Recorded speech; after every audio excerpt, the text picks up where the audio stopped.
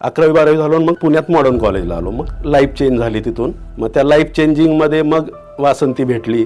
मी senior, ती junior, last इयरला, ती फर्स्ट इयरला.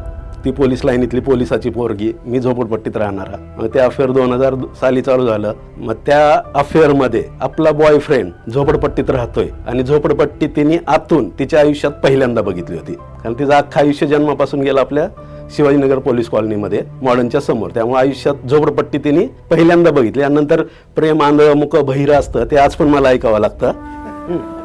कारण की मग तिला माझ्यामुळं विदाऊट तिकीट रेल्वेने फिरावं लागलं. पैसे नाही तर कॅन्टीनमध्ये युनिव्हर्सिटीच्या फुकटात खावं लागलं.